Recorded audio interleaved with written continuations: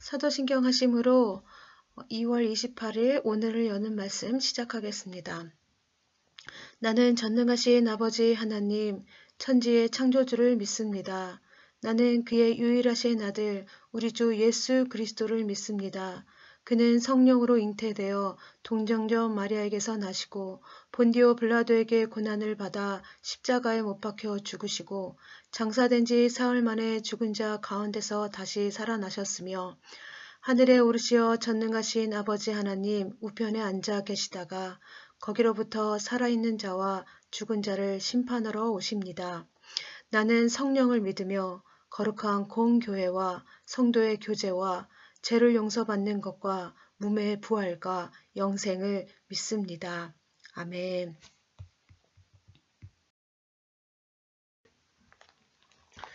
오늘 우리에게 주신 하나님의 말씀은 역대하 34장 8절에서 28절까지 말씀입니다. 그러면 말씀 봉독하겠습니다. 요시아가 왕위에 있은 지 18째 해에 그 땅과 성전을 성결하게 하기를 마치고 그의 하나님 여호와의 전을 수리하려 하여 아살랴의 아들 사방과 시장 마아세야와 서기관 요아하스의 아들 요아를 보낸지라. 그들이 대제사장 힐기야에게 나아가 전에 하나님의 전에 헌금한 돈을 그에게 주니 이 돈은 문을 지키는 레위 사람들이 므낫세와 에브라임과 남아있는 모든 이스라엘 사람과 온 유다와 베냐민과 예루살렘 주민들에게서 거둔 것이라. 그 돈을 여호와의 전 공사를 감독하는 자들의 손에 넘기니 그들이 여호와의 전에 있는 일꾼들에게 주어 그 전을 수리하게 하되 곧 목수들과 건축하는 자들에게 주어 다듬은 돌과 연접하는 나무를 사며 유다 왕들이 헐어버린 성전을 위하여 들보를 만들게 하매 그 사람들이 성실하게 그 일을 하니라. 그의 감독들은 레위 사람들 곧 무라리 자손 중 야핫과 오바다요 그와 자손들 중 스가랴와 무술람이라. 다 그 일을 감독하고 또 악기에 익숙한 레위 사람들이 함께 하였으며 그들은 또 목독꾼을 감독하며 모든 공사 담당자들을 감독하고 어떤 레위 사람은 서기와 관리와 문지기가 되었더라. 무리가 여호와의 전에 헌금한 돈을 꺼낼 때에 제사장 힐기야가 모세가 전한 여호와의 율법책을 발견하고 힐기야가 서기관 사반에게 말하여 이르되 내가 여호와의 전에서 율법책을 발견하였노라 하고 힐기야가 그 책을 사반에게 주며 사반이 책을 가지고 왕에게 나아가서 복명하여 이르되 왕께서 종들에게 명하신 것들을 종들이 다 준행하였나이다. 또 여호와의 전에서 발견한 돈을 쏟아서 감독자들과 일꾼들에게 주었나이다 하고 서기관 사반이 또 왕에게 아뢰어 이르되 제사장 힐기야가 내게 책을 주더이다 하고 사반이 왕 앞에서 그것을 읽음에 왕이 율법의 말씀을 듣고 곧 자기 옷을 찢더라. 왕이 힐기야와 사반의 아들 아히감과 미가의 아들 압돈과 서기관 사반과 왕의 시종 아사야에게 명령하여 이르되 너희는 가서 나와 및 이스라엘과 유다의 남은 자들을 위하여 이 발견한 책의 말씀에 대하여 여호와께 물으라. 우리 조상들이 여호와의 말씀을 지키지 아니하고 이 책에 기록된 모든 것을 준행하지 아니하였으므로 여호와께서 우리에게 쏟으신 진노가 크도다 하니라. 이에 힐기야와 왕이 보낸 사람들이 여선지자 훌다에게로 나아가니 그는 하스라의 손자 독핫의 아들로서 예복을 관리하는 살룸의 아내라. 예루살렘 둘째 구역에 살았더라. 그들이 그에게 이 뜻을 전하매 훌다가 그들에게 이르되 이스라엘의 하나님 여호와께서 이같이 말씀하시기를 너희는 너희를 내게 보낸 사람에게 말하라 하시니라. 여호와께서 이같이 말씀하시기를 내가 이곳과 이 주민에게 재앙을 내리되 곧 유다 왕 앞에서 읽은 책에 기록된 모든 저주대로 하리니 이는 이 백성들이 나를 버리고 다른 신들에게 분향하며 그의 손의 모든 행위로 나의 노여움을 샀음이라. 그러므로 나의 노여움을 이곳에 쏟음에 꺼지지 아니하리라 하라 하셨느니라. 너희를 보내어 여호와께서 묻게 한 유다 왕에게는 너희가 이렇게 전하라. 이스라엘의 하나님 여호와께서 이같이 말씀하시기를 내가 들은 말을 의논하건대 내가 이곳과 이 주민을 가리켜 말한 것을 내가 듣고 마음이 연약하여 하나님 앞 곧 내 앞에서 겸손하여 옷을 찢고 통곡하였으므로 나도 내 말을 들었노라. 여호와가 말하였느니라. 그러므로 내가 내게 너의 조상들에게 돌아가서 평안히 묘실로 들어가게 하리니 내가 가서 내가 이곳과 이 주민에게 내리는 모든 재앙을 내가 눈으로 보지 못하리라 하셨느니라. 이에 사신들이 왕께 복명하니라. 아멘. 네, 요시아가 왕이 되었을 때 나이는 8세입니다. 아버지 암몬이 신하들의 반역으로 암살을 당한 후 어린 나이에 왕위에 오릅니다. 왕위에 오른 요시아의 할아버지는 므낫세입니다. 므낫세는 히브리 역사상 가장 악한 왕이었습니다. 그는 이방신을 섬기도록 유다 백성들을 부추기고 온 백성이 성적인 타락할 수 있게 성적인 방탕에 빠지게 했습니다. 또한 방방 곳곳에 신전을 세워서 이스라엘 땅을 더럽혔습니다. 요시아의 아버지 암몬도 할아버지 므낫세와 그리 다르지는 않습니다. 똑같이 성전을 더럽히고 우상 섬기는 일에 앞장섰습니다. 하지만 요시아는 이렇게 어린 나이에 왕이 되었음에도 불구하고 자신들의 할아버지, 아버지가 이방신을 섬기며 하나님 앞에 죄를 지었음에도 불구하고 요시아만은 하나님 앞에서 바로 서기를 원했습니다. 그래서 그는 그의 조상 다윗이 보여주었던 길을 똑바로 따라가며 좌로나 우로나 치우치지 않는 삶을 살아가게 됩니다. 그리고 그의 신앙의 힘으로 왕이 된 지 12년째 되었을 때 그의 아버지가 만들어 놓은 우상들을 제거하는 종교 개혁을 이스라엘 땅에 단행합니다. 요시아의 우상 제거가 얼마나 철저했냐면 유다 전역에서 거둬들인 우상들을 모아다가 그것을 다 가루로 빻아서 만들었습니다. 그리고 우상 숭배자들의 무덤에 다 뿌려버립니다. 또 우상 숭배를 했던 제사장들의 시신까지 다 찾아내서 그것을 다 불살라 버렸습니다. 이것뿐만이 아니라 이에 우상 제거 작업은 어디부터 시작되냐면 유다의 최남단인 시므온에서부터 최북단인 납달리까지 진행이 되었습니다. 이렇게 요시아의 종교 계획이 얼마나 치밀하고 철저하게 이루어졌는지 우리는 알 수 있습니다. 요시아는 이렇게 종교 계획이 끝나고 숨 돌릴 틈도 없이 무엇을 하냐면 하나님의 성전을 수리하는 일을 시작합니다. 성전을 수리하는 일에는 막대한 돈이 필요했습니다. 근데 유다 땅의 지금 사정은 어떠하냐면 아수르의 침공으로 인해서 국고는 지금 바닥이 나 있는 상태입니다. 할 수 없이 요시아가 할 수 있는 일이 뭐냐면 요아스 왕이 했듯이 백성들에게 성전 복구 헌금을 걷어들이게 됩니다. 사실 국고의 돈이 바닥난 상태인데 백성들에게 무슨 돈이 있겠습니까? 그럼에도 불구하고 하나님 전을 복구하겠다는 그 열정을 품은 백성들이 하나 둘씩 자기의 팔을 걷어붙여서 헌금을 하기 시작합니다. 한 푼, 두 푼 모아지면서 이제 하나님의 성전을 복구하는 일을 시작하게 되었습니다. 돈을 이렇게 감독하는 자들에게 이제 그 돈을 주면서 일꾼들에게 전해지고 하는 일들이 이제 시작이 됩니다. 이렇게 차례차례로 주어지는 그 모든 것들을 통해서 이제 모든 사람들이 성실하게 하나님의 성전을 복구해 나갑니다. 그런데 이렇게 성전을 수리하는 과정 가운데 한 가지 사건이 일어납니다. 그것이 뭐냐면 대제사장 hil기야가 성전에서 율법책을 발견한 것입니다. 14절 15절 말씀을 한번 보겠습니다. 무리가 여호와의 전에 헌금한 돈을 꺼낼 때에 제사장 hil기야가 모세가 전한 여호와의 율법책을 발견하고 hil기야가 서기관 사반에게 말하여 이르되 내가 여호와의 전에서 율법책을 발견하였노라 하고 hil기야가 그 책을 사반에게 주매. 네, 이 율법책을 발견한 사람은 대제사장 hil기야입니다. 그래서 대제사장인 것으로 보아서 아마도 율법책은 대제사장만이 들어갈 수 있는 지성소 안에서 발견되었다고 생각이 되어집니다.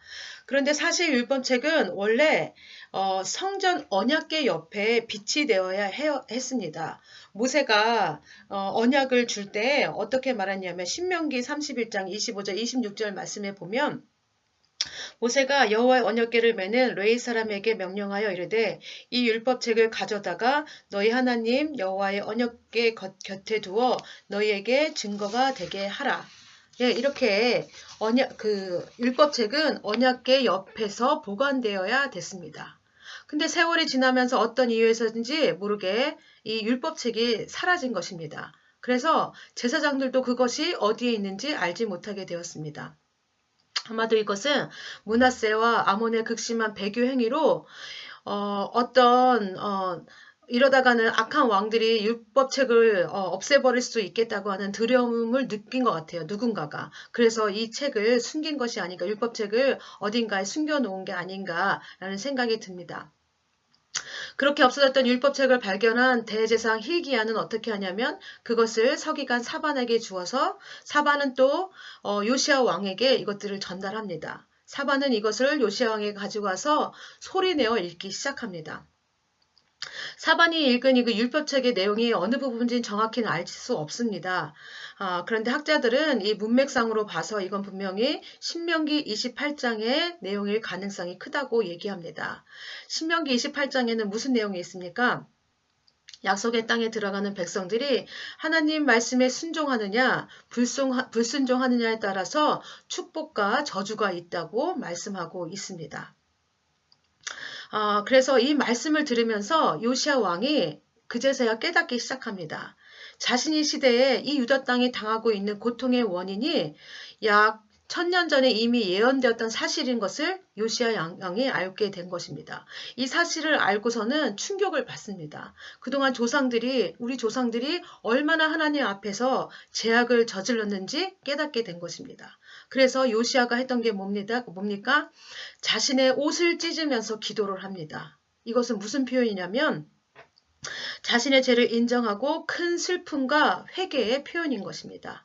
하나님의 말씀을 들으면서 요시야가 했던 것은 뭐냐면 유다의 이전 왕들과 백성들이 하나님 뜻으로부터 얼마나 멀리 떨어져 있는 것을 깨달으면서 하나님한테 이 민족이 얼마나 큰 범죄를 저질렀는지 하나님 앞에 회개함으로 지금 나아가고 있는 것입니다. 요시야는 비로소 자신의 나라 유다가 왜 이토록 힘들게 처해 있는 상황을 이제 정확하게 그 원인을 알게 되었습니다. 그래서 그 원인이 지금 어디에 있다는 것입니까? 바로 조상들의 불순종 때문인 것입니다. 이렇게 자신의 힘듦의 원인을 하나님 말씀에 비춰봤더니 정확히 깨달을 수 있었습니다. 하나님께서 우리의 삶 가운데도 마찬가지입니다. 우리의 삶 가운데도 때로는 고난도 주시고 역경도 주십니다. 때로는 우리가 살아가면서 내가 나한테 왜 이 문제가 생겼는지, 내가 왜 이 고난의 시간을 보내야 되는지 모를 때도 있습니다. 그러나 그때 하나님 말씀 앞에 내 모습을 비춰본다면 우리가 하나님의 분명한 뜻을 알 수 있습니다. 하나님의 말씀은 내 자신을 보게 하는 거울이 됩니다. 이건 비단 우리 개인적인 문제뿐만이 아니겠지요. 우리 가정에서, 교회에서, 사회에서, 역사 속에서 일어나는 모든 일들이 이에 해당될 것입니다. 그래서 우리가 말씀을 가까이 함으로 그 속에 내 모습을 비춰보면서 하나님 뜻을 정확히 알 수 있어야 합니다. 그래야 내가 지금 바른 길을 가고 있는지, 옳은 길을 가고 있는지, 아니면 잘못된 길로 잠깐 벗어나 있는지를 우리가 알 수 있다는 것입니다. 여러분, 하나님의 말씀만이 우리의 역사를 제대로 해석해주고 우리의 인생을 제대로 갈 수 있는 길로 인도해 주십니다. 그래서 우리가 하나님 말씀 없이는 살아갈 수 없는 존재인 것입니다. 그래서 우리가 더욱더 하나님 말씀을 가까이 함으로 그 말씀을 깨닫고 그 말씀으로 인하여 우리 삶이 변화되는 그 역사가 우리 가운데 있기를 원합니다. 이렇게 자신의 민족의 죄를 깨달은 요시야는 이제 여선지자 훌다에게 이제 하나님의 뜻을 묻게 합니다. 훌다는 요시야 왕이 보낸 사람들에게 이제 하나님의 뜻을 두 가지로 전합니다. 첫째는 뭐냐면 요시야 왕이 들은 말씀대로 유다 백성이 하나님을 버리고 우상에 빠진 그 하나님이 유다에게 하나님의 진노로 이제 멸망당할 거라고 하는 이제 끔찍한 내용을 듣게 됩니다. 24절에서 25절 말씀 한번 보면 여호와께서 이같이 말씀하시기를 내가 이곳과 이 주민에게 재앙을 내리되 고 유다 왕 앞에서 읽은 책에 기록된 모든 저주대로 하리니 이는 이 백성이 나를 버리고 다른 신들에게 분향하며 그의 손의 모든 행위로 나의 노여움을 샀음이라. 그러므로 나의 노여움을 이곳에 쏟음에 꺼지지 아니하리라. 하셨느니라. 네. 요시야가 훌다라는 선지자한테 보낼 때는 아마 어떤 하나님의 말씀이 올지 대개는 짐작은 할 수 있었을 거예요. 그런데 사실은 정확하게 이 하나님의 음성을 들었을 때 요시야는 엄청난 충격을 받았을 것입니다. 왜 그랬을까요? 이제 유다 백성이 어떻게 해요? 이스라엘 백성이 자기 죄로 인하여 앞으로 일어날 재앙과 저주가 굉장히 끔찍한 것입니다. 이스라엘 땅이 이제 바벨론에게 멸망당할 것이고 이스라엘 백성은 이제 포로로 잡혀가는 일밖에 남지 않았습니다. 하나님의 음성을 듣고 자신이 사랑하는 백성이 없어진다고 생각하니까 이 충격이 엄청 컸을 텐데 이것은 요시야가 가장 듣고 싶지 않았을 그 예언이기도 했을 것입니다. 예, 첫 번째 주어진 예언이 이스라엘 백성의 그 범죄로 인한 멸망이었습니다. 두 번째는 뭐냐면 우상을 몰아내고 하나님 앞에 겸손히 회개하며 나아간 요시야 왕 자신에 대한 약속입니다. 무슨 약속이냐면 이 엄청난 재앙에서 요시야는 제외되며 이제 앞으로 받을 은혜에 대해서 약속에 대해서 말씀하십니다. 27장 27절 말씀을 보면 내가 이곳과 이 주민을 가리켜 말한 것을 내가 듣고 마음이 연약하여 하나님 앞 곧 내 앞에서 겸손하게 옷을 찢고 통곡하였으므로 나도 내 말을 들었노라 여호와가 말하였느니라. 그러므로 내가 내게 너의 조상들에게 돌아가서 평안히 묘실로 돌아가게 하리니 내가 이곳과 이 주민에게 내리는 모든 재앙을 내가 눈으로 보지 못하리라 하셨느니라. 이에 사신들이 왕에게 복명하니라. 요시야 왕의 겸손함과 회개함을 보시고 하나님께서 어떻게 하신다는 거예요? 그를 돌보시고 평안히 죽어서 묻히어서 앞으로 일어날 재앙을 보지 않을 수 있다고 말씀합니다. 요시야 왕은 자신에게 주신 하나님의 축복의 말씀을 듣고 안심하고 평안한 노후를 보낼 수 있습니다. 그럼에도 요시야는 어떻게 합니까? 자신의 안전과 평안만을 추구하진 않습니다. 그는 자신이 사랑하는 그 유다 백성, 앞으로 멸망할 거라고 하는 그 절망 가운데 놓여야 될 그 유다 백성을 바라보면서 이 백성에게 끝까지 내가 할 수 있는 일이 뭘까를 고민했을 것입니다. 그러면서 요시야 왕이 했던 일은 뭐냐면 이제 행동으로 나서기 시작합니다. 뭐냐면 이제 이스라엘 땅에 있는 모든 장로들을 모읍니다. 그 다음에 남녀노소, 어른부터 아이까지 여자와 남자 상관없이 다 성전 앞에 모이게 합니다. 그리고 그 앞에서 하나님의 율법책을 낭독합니다. 그리고 백성들에게 이제 하나님만 섬기겠다. 우상들은 버리고 하나님만 섬기겠다고 하는 그 맹세를 같이 하게 됩니다. 그러므로 이 맹세 앞에서 이제 이스라엘 백성들은 유다 백성들은 무엇을 맹세하냐면 내가 하나님을 위해서 하나님을 예배하며 순종함으로 살겠습니다. 라는 고백을 합니다. 여러분 이 일을 통하여서 요시야가 행했던 이 일들을 통하여서 요시야가 사는 날 동안에 이스라엘 백성은 유다 백성들은 어떻게 했냐면 정말 하나님을 떠나지 않고 하나님께 순종하며 나아가는 그런 백성이 되었습니다. 우리가 요시야의 모습을 보면서 참 많은 것들을 깨닫게 됩니다. 요시야는 자신의 평안과 안위만을 생각한 사람이 아니라 유다라고 하는 공동체를 생각했습니다. 자신의 평안한 노후와 죽음이 보장되었음에도 불구하고 그것보다는 유다 백성을 멸망에 갈 그 백성을 모른 척할 수 없어서 요시야는 어떻게 합니까? 하나님 말씀 앞으로 이스라엘 백성, 유다 백성을 모으기 시작합니다. 그리고 그 말씀에서 우리가 그 말씀대로 살아야 된다는 것들을 가르치고 인도합니다.